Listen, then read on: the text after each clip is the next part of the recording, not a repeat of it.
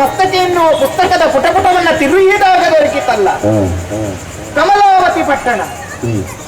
ಆ ಕಾರಣಕ್ಕಾಗಿ ನೇರವಾಗಿ ಇಲ್ಲಿಗೆ ಬಂದ ರಾತ್ರಿ ವೇಳೆಯಲ್ಲಿ. ಹಾಗಿದ್ರೆ ಇಲ್ಲಿ ಮಾತಾಡ್ಬೇಕಲ್ಲ, ಇನ್ನು ಕೊಡ್ತಿರೋ ಇಲ್ವೋ ಇನ್ನು ಕುರಿತು ಮಾತಾಡ್ಬೇಕು. ನೇರವಾಗಿ ಒಳ ಪ್ರವೇಶ ಮಾಡುವುದಾ? ಚೆಚ್ಚೆ ಸರಿಯಾದುದಲ್ಲ.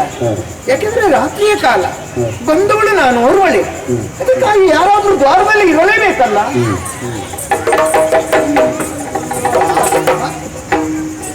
ಮಲಗಿದ್ದಾನಲ್ಲ,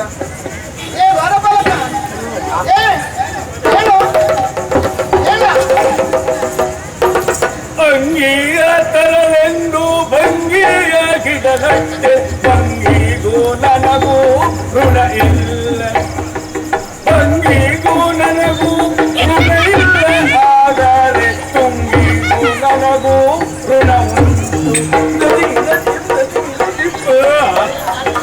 ಈ ಋಣ ಎನ್ನುವುದು ಎಲ್ಲೆಲ್ಲಿ ಯಾರ್ಯಾರಿಗೆ ಎಷ್ಟೊತ್ತಿಗೆ ಬರ್ತದೆ ಅಂತ ಹೇಳಲಿಕ್ಕೆ ಆಗುದು. ಅದು ಯಾವುದೋ ಒಂದು ಗಿಡ ನೆಟ್ಟಂತೆ. ಯಾವ ಗಿಡ? ಗಿಡುವ. ಬಹಳ ಪ್ರಯತ್ನ ಪಟ್ಟಿದ್ದಾರೆ ಇವನು ಮನೆ ಅಂಗಳದಲ್ಲಿ ನೆಟ್ಕೊಳ್ಬೇಕಂತ. ಆದ್ರೆ ಎಲ್ಲ ಅಂಕಪಟ್ಟದವರಿಗೆಲ್ಲ ಇದು ಅಲಂಕಾರದ ಗಿಡ ಅಂತ ಹೇಳಿದ್ನೇನು?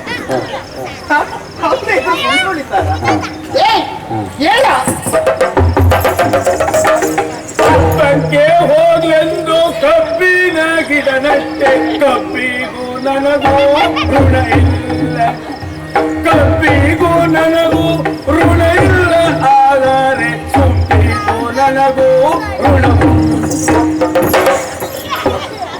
ಎಲ್ಲಿಯ ಕಬ್ಬು ಎಲ್ಲಿಯ ಸುಬ್ಬಿ? ಕಬ್ಬಿಗೂ ಋಣ ಇಲ್ಲಂತೆ, ಯಾವುದು ಸುಬ್ಬಿಗೂ ಋಣ ಉಂಟಂತೆ. ಕೆಲವರೆಲ್ಲ ಹಾಗೆ, ಅವರ ನಿಜ ಗುಣ ಬಯಲಾಗಬೇಕು, ನಿದ್ದೆ ಕಣ್ಣಲ್ಲೇ ಹೇಳ್ಬೇಕು. ಇವು ಎಂತವ ಅಂತ ಈಗ ನಿದ್ದೆ ಕಣ್ಣಲ್ಲಿ ಎಲ್ಲ ಹೇಳ್ತಾ ಇದ್ದಾನೆ. ಕರಿ ಕರಿ ಹೆಣ್ಮಕ್ಳ ಕಾಯ್ದ ಬರೀತಿದ್ರು ನಮ್ಮ ಕಾಲದಲ್ಲಿ. ಕರಿ ಕರಿ ಹೆಣ್ಮಕ್ಳು ಬರ್ತಾ ಇದ್ರು ಮನೆ ಬಾಗಿಲಿಗೆ, ನನ್ನಗಾಗಿ ಕಾಯ್ತಾ ಇದ್ದ ಬಾರಿ ಗುಂಡೆಂಗೆ ದದಿಗಿ ನದಿ ದದಿಗಿ ನದಿ ದದಿಗಿ. ಅಂತೂ ಇವನಿಗೆ ಇಲ್ಲಿ ಬಂದವ್ರು ಯಾರು ಆಗುವುದಿಲ್ಲ. ಇವನಿಗೆ ಕಾಗದ ಬರ್ತಿದ್ದೆಲ್ಲ ಕರಿ ಕರಿ ಹೆಣ್ಮಕ್ಳು. ಅಲ್ಲಿ ಅವಳು ಕಾಯ್ತಾ ಇದ್ಲು. ಎಲ್ಲ ಸಾಯುದು ಮಾತಾಡ್ ಸರಿಯಾಗಿ.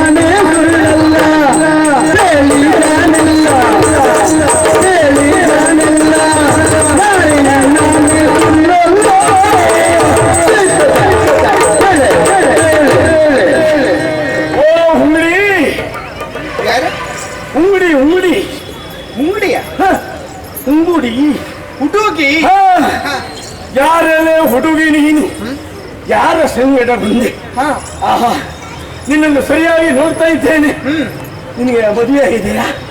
ಮದುವೆ ಆಗಲಿಲ್ಲ. ನೀನು ಸರಿಯಾಗಿ ನೋಡಿದ್ದಿದ್ರೆ ಗೊತ್ತಾಗ್ತಾ ಇತ್ತು. ಇಲ್ಲ ಮದುವೆ ಆಗಲಿಲ್ಲ. ಆದದ್ದು ಹೋದ ಗಂಡ ಯಾರು ಅಷ್ಟೇ ಅಲ್ಲ. ಅಂತ ಹೇಳುದು ನೀನೆ, ಆದದ್ದು ಹೌದಾದ್ರೂ ಗಂಡ ಯಾರು ಕೇಳುವುದು ನೀನೆ. ಎಲ್ಲರೂ ಆದ್ರೂ ಹೋಗಿ ನೋಡ್ಕೊಂಡಿದ್ದೆ ಹಾಗೆ ಅಷ್ಟೇ ಅಲ್ಲ. ನಿಮ್ಮೂರಲ್ಲೆಲ್ಲ ಆದದ್ದಕ್ಕೆ ಆಗದಿದ್ದಕ್ಕೆ ವ್ಯತ್ಯಾಸ ಸಾಕ್ಷಿ ಗೊತ್ತಾಗುದಿಲ್ವಾ? ಗೊತ್ತಾಗ್ತದೆ. ಕಾಲಲ್ಲಿ ಕರಿಮಣಿ ಇರ್ತದೆ, ಕೊಳ್ಳಲ್ಲಿ ಕಾಲು ಹಾಕ್ತಾರೆ. ಯಾವ್ದ್ಯಾವ್ದೆಲ್ಲ ಕಾಲಲ್ಲಿ ಕಾಲು ಕರಿಮಣಿ, ಕೊಳ್ಳಲ್ಲಿ ಕಾಲುಂಗುರ. ಆ ಕೊರಳಿಗೆ ಕಾಲುಂಗ್ರಿಗೆ ಎಷ್ಟು ದೊಡ್ಡದು ಮಾಡಿಸುದಾ? ಅಲ್ಲಿವರೆಗೆ. ಹಾ ಅದಕ್ಕೊಂದು ಹಗ್ಗ ಹಾಕಿ ಕಟ್ಟಿ ಹಾಕುದ. ಆಮೇಲೆ ಎಂತದೆ ಮತ್ತೆ ಕೊರಳಿಗೆಲ್ಲ ಕಾಲುಂಗ್ರ ಹಾಕ್ತಾರ. ಕರಿಮಣಿ ಕರಿಮಣಿ ಕರಿಮಣಿ. ಹಾಗಾಗಿ ಕೇಳಿದ್ದು ಅಷ್ಟೇ ಅಲ್ಲ. ನಿನ್ನ ಅಪ್ಪ ಯಾರು, ನಿನ್ನ ಅಮ್ಮ ಯಾರು? ನೋಡ್ಲಿಕ್ಕೆ ಬಹಳ ಚಂದ ಇದ್ದೀಯ. ನಿನ್ನ ಈ ರೂಪವನ್ನು ನೋಡುವಂತ ನನಗೆ ಮಾರನ ಹಲಗಿ ತಾಗಿ. ಅದು ಎಲ್ಲಿದ್ದಿತ್ತು? ಮಾರನ ಹಲಗಿ ತಾಗಿ ಅದು ಹಾಗೆ ತಾಗಿದ್ದ ಅಲ್ಲ. ಕಾರು ಗೆಟ್ಟೈತೆ ಮನವು ನಾವೇ ನಿನ್ನ ಆಗಿದ್ಮೇಲೆ ನೀನು ಹೀಗಾಗಿ, ಮೊದ್ಲಿಂದ ಹೀಗಲ್ಲ. ಅಲ್ಲೇ ಅಲ್ಲ. ಒಂದ್ ರೀತಿ ನಿಂತವೇ ಇರ್ಲಿಕ್ಕಾಗುದಿಲ್ಲ. ನೀನು ಯಾರು, ಎಲ್ಲಿ ಬಂದವಳು, ಯಾಕಾಗಿ ಬಂದವಳು, ಎಲ್ಲ ವಿಚಾರವನ್ನು ಹೇಳು. ಹಾಗೆ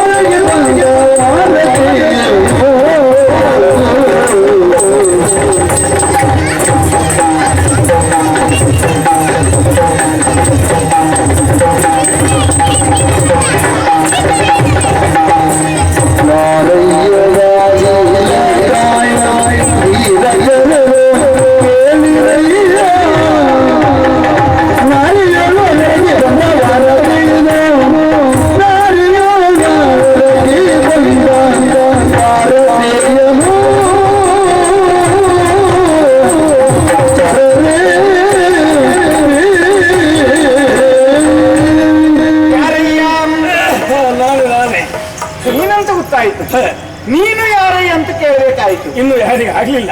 ಏನು ಅಯ್ಯ ಇದು ಮಾತಾಡುವಾಗ ಹಾಗೆ ಒಂದು ರೂಢಿ. ತೊಂದ್ರೆ ಇಲ್ಲ. ಯಾರಯ್ಯ ಅಂತ ಕೇಳುವುದು.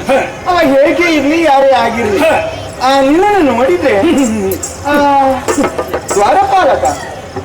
ದ್ವಾರಪಾಲಕರು ನಾವೇ. ಏನ್ ಕೆಲಸ ಮಾಡುವುದು ನೀನಿಲ್ಲಿ? ನಾನು ದ್ವಾರಪಾಲಕ. ದ್ವಾರವನ್ನು ಕಾಯುವುದು. ಬಾಗಿಲಲ್ಲಿ ಓಡಿ ಹೋಗ್ತದ? ಬಾಗಿಲು ಓಡಿ ಹೋಗುದಿಲ್ಲ. ಅಂದ್ರೆ ಯಾರು ಬಂದ್ರೆ ಅವರು ಒಳ್ಳೆಯವರಾದ್ರೆ ಅವ್ರನ್ನ ಒಳಗಡೆ ಬಿಡು. ಕೆಲವು ಹೊರಗಡೆ ಬರಬೇಕಾ, ಅಲ್ಲೇ ತಡೆದು ವಿಚಾರಣೆ ಮಾಡಿ ಹೊರಗಡೆ ಬಿಡು. ಆ ಕಾರಣಕ್ಕಾಗಿ ಕೇಳಿದ್ದು. ಎಷ್ಟು ನಿಶ್ಚಯ ನಿನ್ನದು. ಅಯ್ಯೋ, ನನ್ನಷ್ಟು ಪ್ರಾಮಾಣಿಕತೆ ಇದ್ದವ್ರು ಯಾರು ಇಲ್ಲ. ಹಾಗಾಗಿ ನನ್ನನ್ನು ಇಟ್ಕೊಂಡಿದ್ದೆ. ಪ್ರಾಮಾಣಿಕತೆ ಇದ್ದಿದ್ರೆ ಈಗ ನಿನ್ನ ಉದ್ಯೋಗ ರಾತ್ರಿ ಕಾಲದಲ್ಲಿ ಯಾರು ಬರ್ತಾರೆ ಅಂತ ನೋಡ್ಬೇಕು, ಹೋಗ್ತಾ ಇರ್ಬೇಕು. ಹೌದಪ್ಪ. ಆದ್ರೆ ನೀನು ಅದನ್ನು ಮಾಡ್ತಾ ಇದ್ದೀಯಾ? ಹಾಯಾಗಿ ಮನೆಗೆ ನಿದ್ದೆ ಮಾಡ್ತಾ ಇದ್ದೀಯ. ಅಯ್ಯೋ, ನಿದ್ದೆ ಮಾಡಿದ್ದಲ್ಲ, ಮತ್ತೆ ಅದು ಅಂಗಾತ ಕೂತಿದ್ದಷ್ಟೇ. ಯಾವುದು ಅಂಗಾತ ಕೂತಿದ್ದೆ? ಈ ಕುಳಿತುಕೊಂಡು ಅದೊಂದು ಭಂಗಿ ಉಂಟು. ಹೌದು, ಹೇಳು ವಿಧಾನ ಉಂಟು. ಅಂಗಾತ ಕೂತ್ಕೊಳ್ಳು. ಹೌದು, ಸುಮ್ಮನೆ ಮತ್ತೆ ಹಾಗಿದ್ರೆ ನೀ ಆವಾಗ ಏನೋ ಹಾಡೆಲ್ಲ ಹೇಳಿದೆಯಲ್ಲ, ಹಾಗೆ ಅಭ್ಯಾಸ ಮಾಡ್ತಿದ್ದೆ. ಏನೋ ಗೊತ್ತಿಲ್ಲ. ಯಾಕೆ ನಿದ್ದೆ ಕಣ್ಣಲ್ಲಿ ಹೇಳಿದೆ. ಅಪ್ಪ, ನಿನ್ನ ಪರಿಸ್ಥಿತಿ ಕಂಡ್ರೆ ನಿಮಗೆ ಹೆಚ್ಚು ದಿನ ಇಲ್ಲ ಅಂತ ಕಾಣ್ತದೆ. ಇದ್ದಿದ್ರೆ ಈಗ ನಿನ್ನ ಕಂಡಾಗ ನನಗೊಂದು ಕತೆ ನೆನಪಾಗುತ್ತದೆ. ಯಾವ ಕತೆ? ಯಾವ ಕತೆ? ಒಬ್ಬ ಅರಸನಿಗೆ ದೂರದ ಸಂಬಂಧಿಗಳ ಮದುವೆಗಾಗಿ ಹೋಗಬೇಕಿತ್ತಂತೆ. ನಾಳೆ ಅಂತ ಹೇಳಿದ್ರೆ ಮದುವೆ. ಆ ಮುನ್ನ ದಿನವೇ ಎಲ್ಲರಿಗೂ ಹೇಳಿದ, ನಾಳೆಯ ದಿನ ಬಹಳ ದೂರದ ಮದುವೆಗೆ ಹೋಗಬೇಕು, ಅದಕ್ಕಾಗಿ ಎಲ್ಲರೂ ಸಿದ್ಧರಾಗಿ ಅಂತ ಹೇಳಿದ. ಬೇಕಾದ ರಥವನ್ನ ಸಿದ್ಧಪಡಿಸಿಕೊಂಡು ರಾತ್ರಿ ಕಾಯುವ ಚರನಿಗೆ ಹೇಳಿದ, ಬೆಳಗಿನ ಜಾವ 5ಕ್ಕೆ ಬಂದು ನನ್ನನ್ನು ಎಬ್ಬಿಸು ಅಂತ. ಆವಾಗ ರಾತ್ರಿ ಆಯಿತು. ಬೆಳಗಿನ ಜಾವ 5ಕ್ಕೆ ಬಂದ, ಅರಸನನ್ನ ಎಬ್ಬಿಸಿದ. ಅರಸರೇ, ನೀವು ಇವತ್ತು ಮದುವೆ ಕಾರ್ಯಕ್ರಮಕ್ಕೆ ಹೋಗುವುದು ಬೇಡ ಅಂತ ಹೇಳಿದ. ಯಾಕಪ್ಪ ಹೋಗುವುದು ಬೇಡ? ರಾತ್ರಿ ನನಗೆ ಕನಸು ಬಿದ್ದಿತ್ತು. ಹೋದ ರಥ ಒಂದು ಪ್ರಪಾತಕ್ಕೆ ಬಿದ್ದು ರಥದಲ್ಲಿದ್ದ ಎಲ್ಲವರು ಸತ್ತು ಹೋದ್ರು. ಆ ಕಾರಣಕ್ಕಾಗಿ ಹೋಗುವುದು ಬೇಡ ಅಂತ ಹೇಳಿದ. ಅರಸ ಇಷ್ಟೊಂದು ಹೇಳ್ತಾ ಇದ್ದಾನಲ್ಲ, ಏನ್ ಮಾಡೋಣ ಅಂತ ಯೋಚನೆ ಮಾಡಿ ಆಯ್ತು, ಅವನ ಮಾತಿಗೊಂದು ಬೆಲೆ ಕೊಟ್ಟು ಮದುವೆಗೆ ಹೋಗುವುದನ್ನು ನಿಲ್ಲಿಸಿದ. ಮತ್ತೆ ಉಳಿದವರನ್ನೆಲ್ಲ ಆ ರಥದಲ್ಲಿ ಕಳಿಸಿಕೊಟ್ಟ ಮದುವೆಗೆ. ಈ ರಾತ್ರಿ ಕಾಯುವ ಚಾರಕನ ಕನಸು ಹೇಗೆ ಬಿದ್ದಿತ್ತು, ಆ ಕನಸು ನನಸಾಗಿ ಹೋಯಿತು. ಹೋದ ರಥ ಒಂದು ಪ್ರಪಾತಕ್ಕೆ ಬಿಟ್ಟು ರಥದಲ್ಲಿದ್ದವರೆಲ್ಲ ಸತ್ತು ಹೋದ್ರು. ಮರುದಿನವೇ ಈ ಚರನನ್ನ ಕರೆದು ಒಳ್ಳೆ ಸನ್ಮಾನವನ್ನ ಮಾಡಿದ್ರೆ ಗೌರವಿಸಿದ್ರು. ಆಮೇಲೆ ಒಂದು 25,000 ಹೊನ್ನನ್ನು ಅವನಿಗೆ ಕೊಟ್ಟು, ಸಾಕೆ ನೀನು ಸತ್ಯ ಹೇಳಿದ್ರಿಂದ ನಾನು ಉಳಿದುಕೊಂಡೆನಪ್ಪ, ಅದಕ್ಕಾಗಿ ನೀ ನಾಳೆಯಿಂದ ಉದ್ಯೋಗಕ್ಕೊಂದು ಬರುವುದು ಬೇಡ ಅಂತೇಳಿ ಕಳಿಸಿದ್ರು. ಯಾಕೆ? 25,000 ಹೊನ್ನನ್ನು ಕೊಟ್ಟರು, ಸನ್ಮಾನ ಮಾಡಿದ್ರು. ನಾಳೆಯಿಂದ ನೀನು ಉದ್ಯೋಗಕ್ಕೆ ಬರುವುದು ಬೇಡ ಅಂತ ಹೇಳಿದ್ರು. ಯಾಕೆ ಬೇಡ ಅಂತ ಹೇಳಿದ್ರು? ಯಾಕೆ? ಅವ ರಾತ್ರಿ ಕಾಯುವ ಚಾರಕ. ಅವ ಬಂದು ಹೇಳಿದ್ದೇನು, ನನಗೆ ಕನಸು ಬಿದ್ದಿತ್ತು ರಾತ್ರಿಗೆ. ಹಾಗಿದ್ರೆ ರಾತ್ರಿ ಅವ ಉದ್ಯೋಗ ಮಾಡ್ತಾ ಇದ್ನ? ಇಲ್ಲ, ಮಲ್ಕೊಂಡಿದ್ದಾಗ ಅವನಿಗೆ ಕನಸು ಬಿದ್ದದ್ದಲ್ವಾ? ಹೌದು. ಇವ ಯಾವಾಗಿದ್ರು ಇವ್ ರಾತ್ರಿ ಮಲ್ಕೊಂಡೇ ಇರುವಾಗ, ಅದಕ್ಕಾಗಿ ನಾಳೆಯಿಂದ ನೀವು ಉದ್ಯೋಗಕ್ಕೆ ಬರುವುದು ಬೇಡ ಅಂತ ಹೇಳಿದ್ರು. ಅಂದ್ರೆ ನಂಗೆ ಒಂದು ಸನ್ಮಾನ ಮಾಡಿ 25 ಕೊಟ್ಟು ಮನೆ ಕಳಿಸೋದೆಯಾ? ನಿನಗೆ ಸನ್ಮಾನ ಮಾಡಿದ್ರೆ 25 ಸಲ ಕೊಡುವುದಿಲ್ಲವಪ್ಪ. ಹಾರ ಒಂದು ಎಲ್ಲರನ್ನು ಅಷ್ಟಕ್ಕೆ ಸಾಕು. ಬದಿಗೆ ಹಾಕಲಾಗಿದೆ. ಅಲ್ಲಿ ಮಾಡುವವರು ಯಾರು ಇಲ್ಲ ನಿನ್ಗೆ. ಇದ್ರಲ್ಲೇ ನೀನೊಬ್ಬ ಉತ್ತಮನಾದ್ರೆ ಎಲ್ಲೂ ಕರೆದು ಸನ್ಮಾನ ಗೌರವ ಸಿಕ್ಕಬಹುದು. ಅಯ್ಯ, ಯಾರೇ ಆಗಿರು, ಹೋಗಿ ನಿನ್ನ ಒಡೆಯನಿಗೆ ಹೇಳಬೇಕಾದ್ದು ಇಷ್ಟೇ. ಏನಂತ? ಆ ಪುರದ ಹೊರಗಡೆ ನಾರಿ ಓರ್ವಳು ಬಂದು ನಿಮ್ಮ ದರ್ಶನಕ್ಕಾಗಿ ಅಂದ್ರೆ ನಿಮ್ಮಲ್ಲಿ ಮಾತಾಡುವುದಕ್ಕುಂಟು, ಬರುವುದಕ್ಕೆ ಸಮಯಾವಕಾಶ ಬೇಕಂತ ಹೊರಟು ಹೇಳು. ಏನಂತ ಹೇಳ್ಬೇಕು?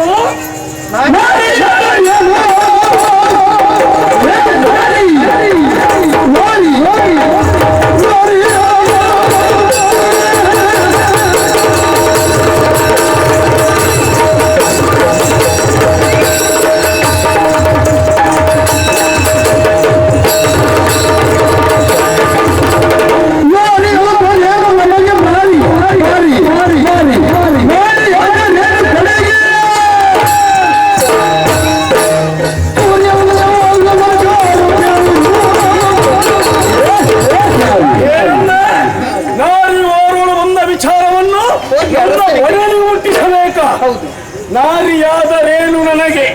ನಾರಿಯಾದರೇನು ಅಲ್ಲ, ಮಾರಿ ವಿಷಯ ಯಾಕಪ್ಪ ಬಂದದ್ದು? ನಾರಿ ಅದೇ ನಾ ಹೇಳಿದ್ದು. ನಮ್ಮ ಸೂರ್ಯನಾರಾಯಣ ಉದ್ದಿನ ಎದ್ದಿ ಬರ್ದೆ ಹೋಗಿ ಹೇಳಲಿಕ್ಕೆ ಆಗುದಿಲ್ಲ. ಹಾಗೆ ಬಂದಿದ್ದೀಯೋ ಹಾಗೆ ಸೂರ್ಯ